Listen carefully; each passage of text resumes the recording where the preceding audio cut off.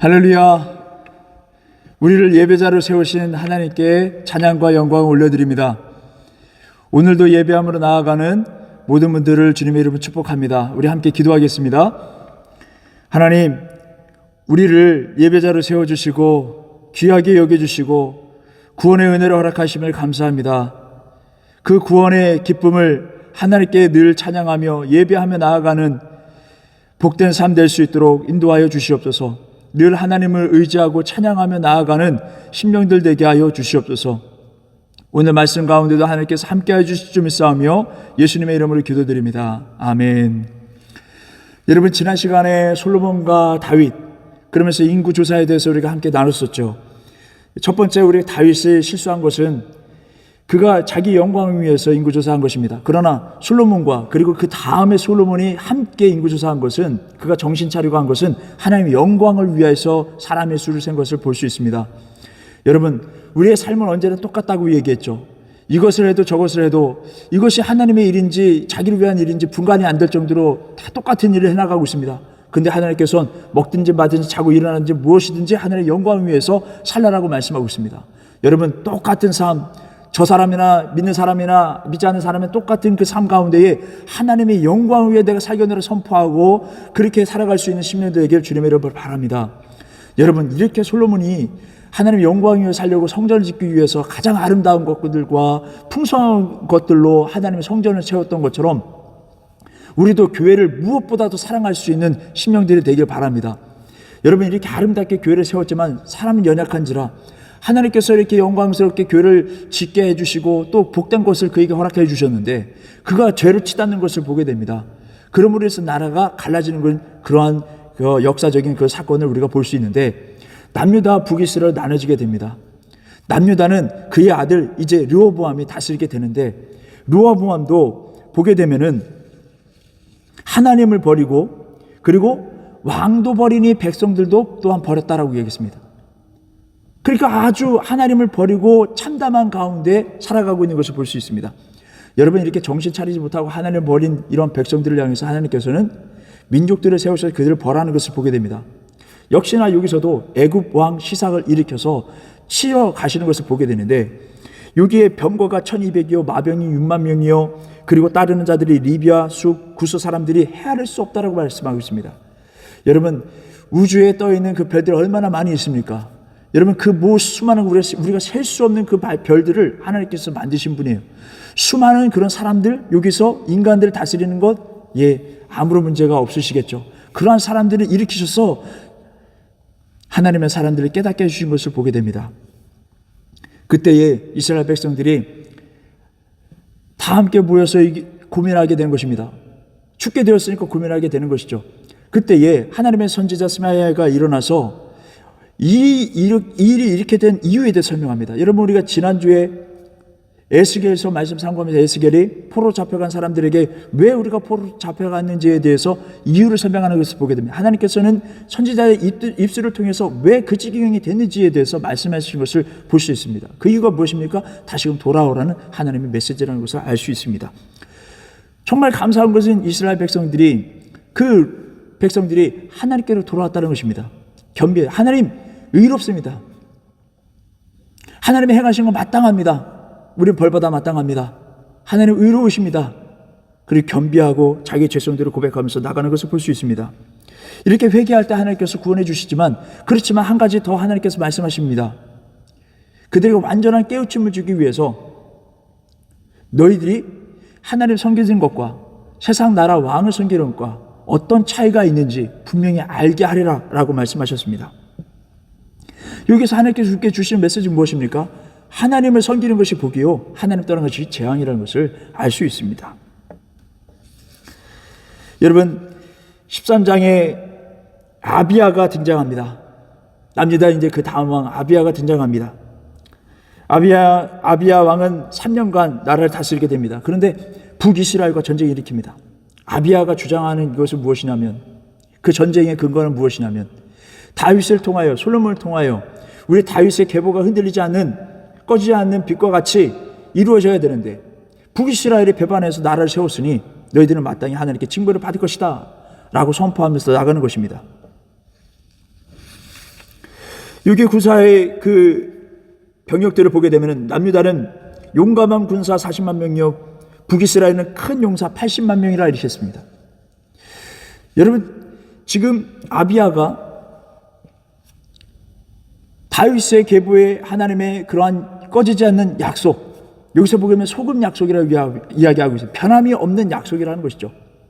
이 약속을 의지해서 나가는데요, 이렇게 군사적으로 차이가 납니다. 아니나 다를까 그 숫자적으로도 또 전략적으로도 참 어려움의 공경에 빠진 상태를 성경은 말씀하고 있습니다. 그래서 북이스라엘 지금 마음만 먹으면은 앞뒤로 포위해서 다 죽일 수 있는 상황입니다. 그런데 남유다 사람들이, 지금 공경에 빠져 있는 사람들이, 군사들이 한꺼번에 소리를 질렀다는 것입니다. 소리를 질렀을 때에 하나님께서 북이스라엘 사람들을 다 치셨다라고 말씀하고 있습니다. 소리를 질렀을 때에 하나님께서는 그 공경 속에서, 그 어려움 속에서 그들을 건져내셨다는 거예요. 여러분, 소리를 질렀다는 것, 여러분 어떠한 역사적인 사건이 떠오릅니까? 성경 말씀에 여리고성, 여러분 여리고성도 소리를 지르매, 여러분 소리는요 하나님을 의지한다는 뜻입니다. 소리를 지르고 괴성을 지르고 이런 게 아니라 주여 부르는 거예요. 소리를 지르는 거예요. 그때 하나님께서 그 소리를 들으시고 구원해 주신다는 것입니다. 여기서 하나님을 의지한다는 것입니다.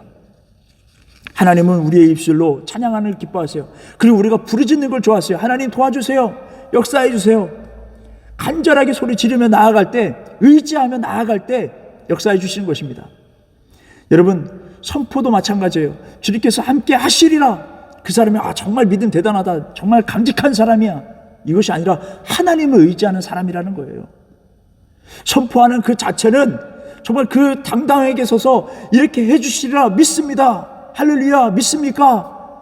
그렇게 선포하는 그 자체는 그 사람이 힘이 있어서 능력이 있어서 하는 것이 아니라 하나님을 의지하는 거예요. 저도 이 자리에 서서 함께 기도합시다, 선포하며 나아갈 때 하나님을 의지하는 거예요. 근데 여러분들이 함께 호응하고 함께 화답하고 아멘으로 찬양하고 아멘으로 부르짖으며 나아갔을 때에 우리 모두가 하나님을 의지하게 되는 것입니다. 하나님은 백성들이 함께 한 마음이 되어서 소리 지르기를 원하십니다. 부르짖기를 원하세요. 부르짖는다면 응답해 주시리라 말씀하고 있어요. 그래서 우리가 2024년도에는 우리가 함께 이 시간 기도합시다 할 때 함께 소리를 바라고 화답하며 나아갈 수 있는 우리의 귀한 예배가 되길 주님의 이름으로 바랍니다. 그래서 여러분, 이제 더 나아가서 선포하실 때 교회를 향해서, 가정을 향해서, 자기 자신을 향해서 한번 선포하시길 바랍니다. 그래서 하나님을 의지하는 거예요. 하나님 도와주신다, 고쳐주신다, 지금 역사하신다. 그것은 어떤 주술적인 그런 것이 아니라 하나님을 의지합니다 라는 거예요. 성경에 어떤 주술적인 것이 없습니다.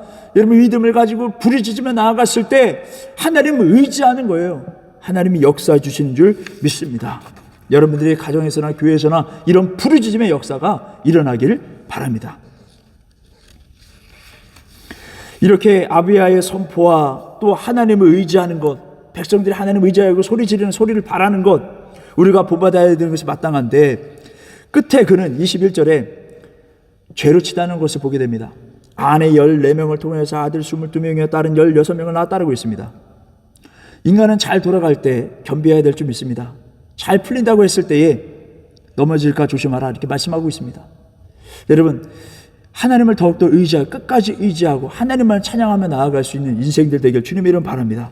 14장에 있는 말씀 보게 되면 아사가 왕이 됩니다. 이제는 10년간 평안을 가운데에 하나님께서 은혜를 주심으로 살아가는 것을 볼 수 있습니다. 근데 그 이유가 있었습니다. 우상을 추방하는 데 노력을 했었습니다. 그러므로 인해서 그 통치 기간이 평탄했던 것을 성경을 통해서 알 수 있습니다. 아사는 이렇게 하나님께서 은혜 주시는 그 가운데에 더욱더 하나님을 의지하며 나아갔던 것이죠. 그 전에 아비야와는 달리 평탄할 때 더욱더 하나님과 함께 동행하고 하나님 영광을 위해서 살았다는 것을 알 수 있습니다. 그의 업적을 보게 되면은 유다의 견고한 성읍들을 세웠다라고 말씀하고 있습니다. 하나님께 기도하고 의지하는 것 중요하죠. 근데 여러분, 이런 말씀 많이 들었잖아요. 기도에 행동이 따라야 된다. 그렇습니다. 여러분, 이 말씀을 통해서 우리가 알 수 있습니다. 아사는 유다의 견고한 성읍들을 세웠다라고 이야기했습니다. 하나님께 기도하고 의지하고 그냥 맹놓고 있는 것이 아니라 그가 할 수 있는 한 최선을 다해서 나갔다는 것입니다. 모세, 아론과 훌의 이야기를 알고 있죠? 그들의 뜨거운 기도, 손이 내려가면 지고 올라가면 승리하는 그 가운데 하나님께 기도하며 나아갔을 때, 여러분, 그 밑에서 누가 있었습니까? 여호수아가 있었어요. 그는 행동적으로 전쟁하며 나갔던 것이죠. 이것이 잘 조합이 돼야 된다는 것이죠. 기도와 행동으로 나아갈 때 하나님께서 함께하여 주실 줄 믿습니다. 역대하 15장 1절의 말씀 보게 되면 오뎃의 아들 아사랴가 너희의 손을 약하게 하지 말라, 그렇게 말씀하고 있습니다. 여러분, 이 상황은 이러합니다. 그 전에 그가 말하기를 백성이 제사장도 율법도 없은 지 오래가 되었는데 그들이 하나님께 왔을 때에 하나님께서 만나 주셨다는 거예요. 이제 스스로 우리가 이 믿음을 더욱더 지켜 나아가야 된다는 것이죠. 그들로 하여금 믿음을 더욱더 지켜 나가라는 것입니다. 아무것도 없을 때 하나님께 돌아서 하나님께서 은혜를 주셨다면 이제 거기서 의지하고 거기서 하나님께 예배하는 거 중요하죠. 그렇지만은 그 가운데 우리가 스스로 믿음을 지키려고 노력하는 사람들이 되라라는 것입니다. 뭔가를 우리가 기도하고 끝난 것이 아니라 뭔가를 행할 수 있는 사람들이 되어야 된다는 것입니다. 교회를 향하여, 가정을 향하여, 자기 자신의 비전을 향하여 뭔가 기도하고 끝나버리는 것이 아니라 뭔가 액션을 취할 수 있는 그런 삶을 살라라는 것입니다. 그때 이 말을, 오뎃의 말을 듣고 아사가 마음을 강하게 하여 가증한 물건들을 없앴다는 것입니다. 기도만 하고 하나님을 의지하는 것이 아니라 하나님의 그러한 은혜, 끊임없는 은혜를 위하여, 또 하나님의 영광을 위하여 그 땅에 있는 우상들을 완전히 철폐하는 것을 보게 됩니다. 두려움 없이라고 했습니다. 두려움 없이. 여러분, 그러니까 산당을 아직 치우지 못하는 그러한 왕들을 보게 되는데 그 가운데에 다 두려움이 있었다는 것을 이 말씀을 통해서 우리가 생각할 수 있습니다.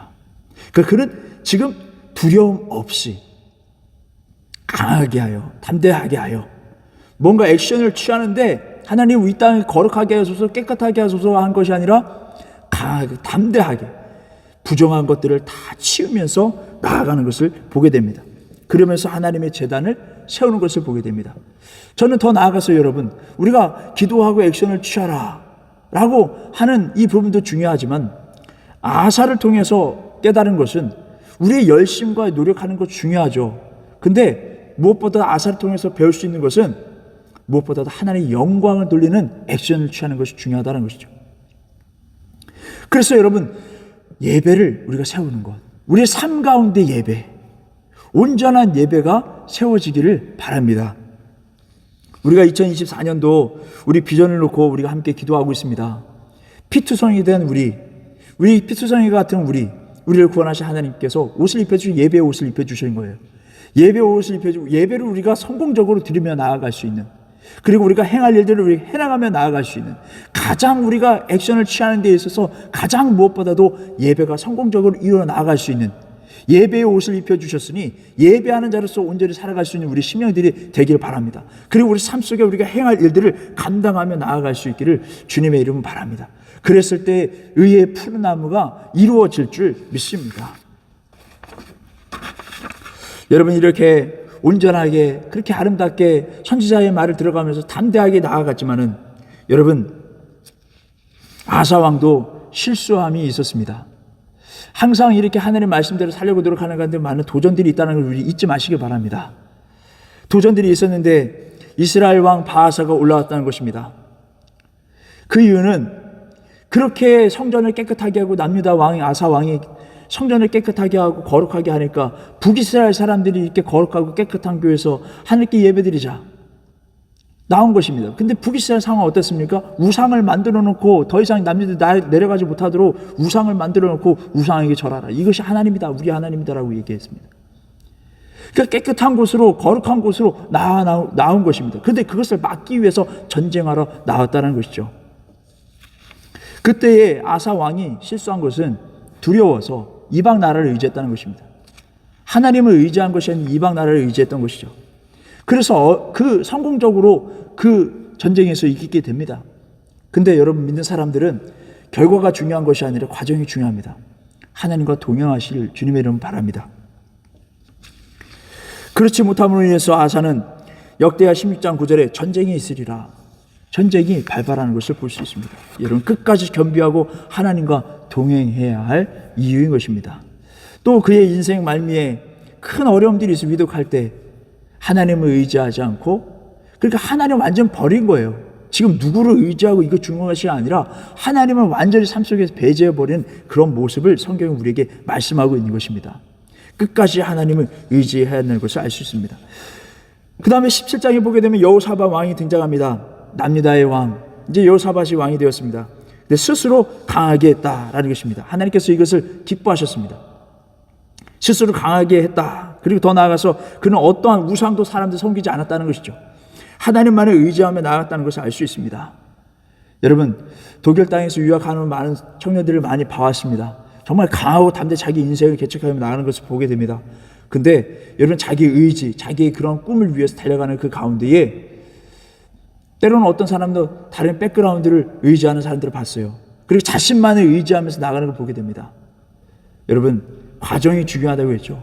결과가 중요한 것이 아니라 하나님과 동행함으로 하나님이 역사하시고 인도하심을 끝내 하나님의 은혜로 이루었다고 고백하며 나아갈 수 있는 인생들이 되어야 될 줄입니다. 그러한 사람들을 하나님께서 기뻐하시는 것을 잊지 마시기 바랍니다.